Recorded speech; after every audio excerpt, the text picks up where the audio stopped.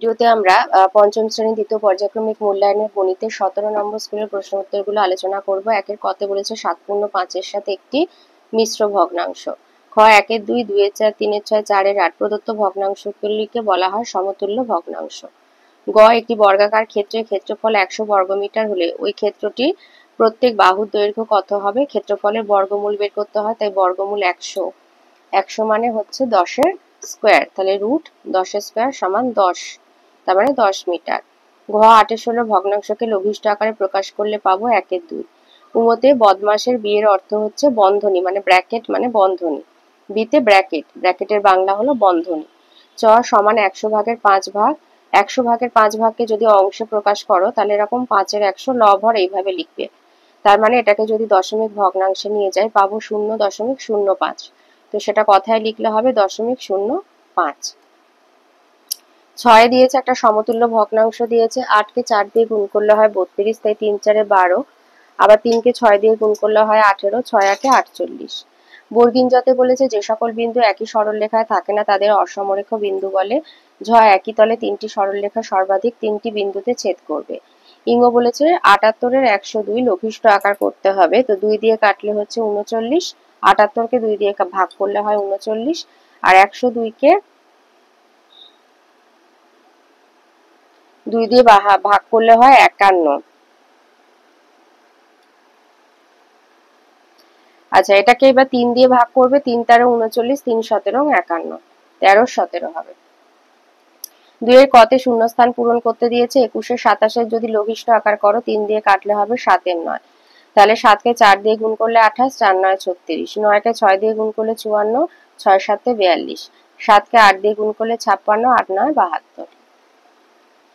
ক্ষয় বলেছে ছোট থেকে বড় সাজাতে বলেছে। 2-এর 1-এর 20, 2-এর 15, 3-এর 5। তাহলে এইভাবে 1-এর 20, 2-এর 15, 3-এর 5 লিখবে। তাহলে 20, 15, 5-এর লসাগু হচ্ছে 60। তো একে হর বিশিষ্ট করলে পাবো 3-এর 60, 8-এর 60, 36-এর 60। তাহলে ছোট থেকে বড় সাজিয়ে পাই 3-এর 60, তার থেকে বড় 8-এর 60, তার থেকে বড় 36-এর 60, অর্থাৎ 1-এর 20, 2-এর 15, 3-এর 5। গতে যোগ করতে বলেছে 2×1-এর 5 যোগ 1×4-এর 15 যোগ 1×1-এর 20। তাহলে এগুলো হচ্ছে মিশ্র ভগ্নাংশ। অপ্রকৃতে নিয়ে গেলে হবে 11-এর 5, 19-এর 15, আর এটা থেকে পাবো 21-এর 20। তাহলে 5, 15, 20 লসাগু হচ্ছে 60।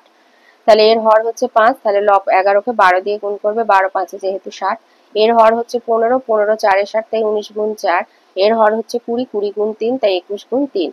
তাহলে 132 যোগ 76 যোগ 63, তো যোগ করলে হচ্ছে 271। 60 দিয়ে ভাগ করলে 4×31-এর 60।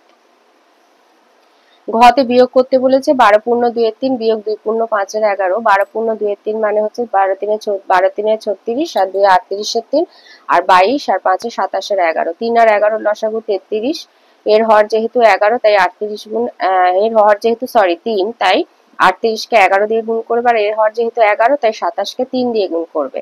তাহলে 38×3 করলে হয় 418, আর 27×3 করলে হয় 81। তাহলে 337/33, মানে 10×7-33। উমতে বলেছে সরল করো। তাহলে 10×6 মানে 60। এবার বিয়োগ তৃতীয় বন্ধনী 5 যোগ দ্বিতীয় বন্ধনী 10। এবার প্রথম বন্ধনী 5 থেকে 2 বিয়োগ করে পেয়েছি 3। তাহলে দ্বিতীয় বন্ধনীর মধ্যে চলে এলো 10 বিয়োগ 3। দ্বিতীয় বন্ধনী বন্ধ করলে গুণ 3, তৃতীয় বন্ধনী বন্ধ করলে। তাহলে দ্বিতীয় বন্ধনী থেকে পাচ্ছি 7। তাহলে তৃতীয় বন্ধনীর মধ্যে আমার দুটো কাজ চলে এসেছে, একটা যোগ একটা গুণ। তো গুণের কাজটা আগে করব। 7×3 21, তাহলে 5 যোগ 21 হচ্ছে 26।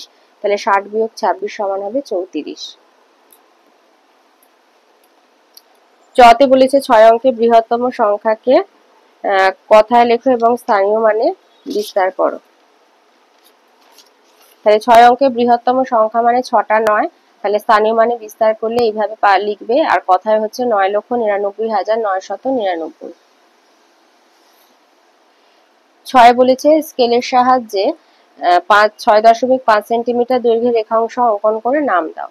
তো এই হচ্ছে আমাদের স্কেল। একদম শূন্য থেকে ধরবে, একদম প্রথমের দাগ থেকে ধরবে। এই হলো 6। 6-এর পরে এইখানে হচ্ছে আমাদের একটা এই যে বড় দাগ আছে 5-এর দাগ। এই যে দেখতে অসুবিধা হচ্ছে, এই যে এই 6-এর পরে এই 5, এটা হচ্ছে 6.5। তাহলে আমরা এইভাবে, এটা আমি পেন দিয়ে করছি, তোমরা পেন্সিল দিয়ে করবে।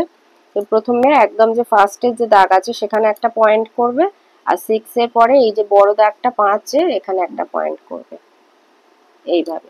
এবার এই দুটো পয়েন্ট জুড়ে দেবে। এই হয়ে গেল। এবারে নাম দিয়ে দিলে এবি, আর নিচে লিখে দেবে 6.5 সেন্টিমিটার।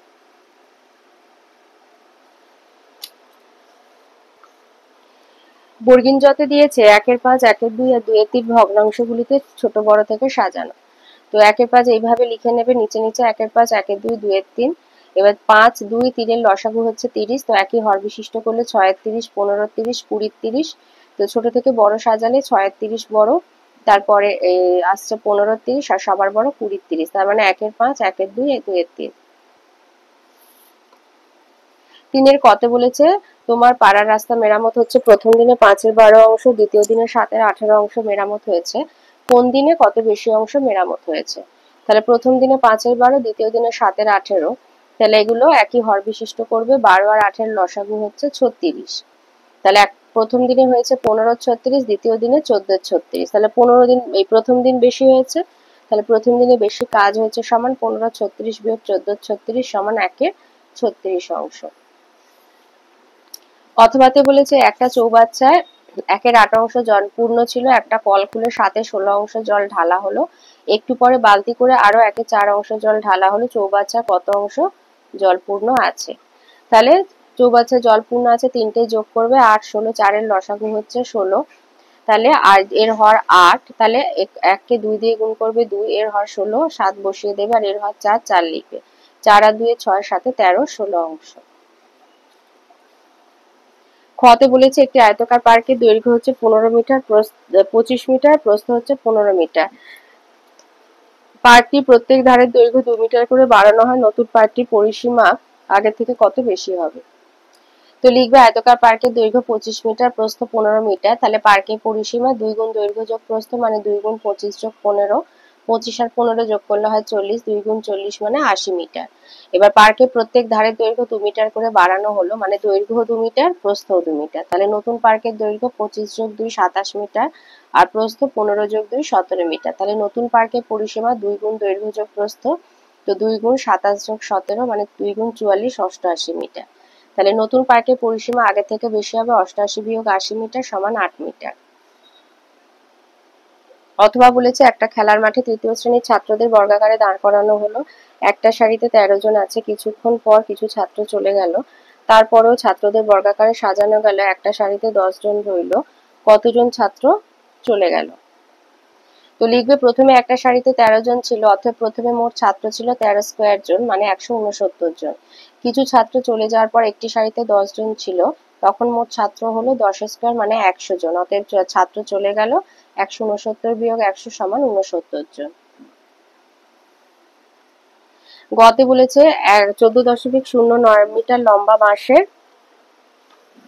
4.2 মিটার কাদায় 3.01 মিটার জলে আছে, জলে ও কাদায় মোট কতটা ডুবে আছে, আর জল ও কাদার উপরে কত মিটার বাঁশ আছে?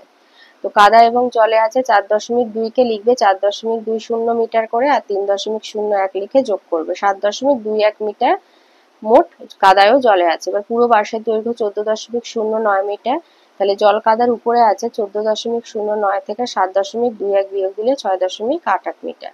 তা কাদায় ও জলে আছে 7.21 মিটার, আর জল কাদার উপরে আছে 6.88 মিটার।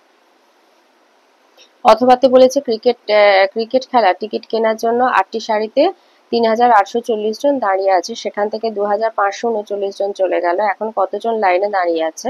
তো এটা বিয়োগ করে দেবে, 3840 থেকে 2539 বিয়োগ দিলে 1301 জন এখন লাইনে দাঁড়িয়ে আছে।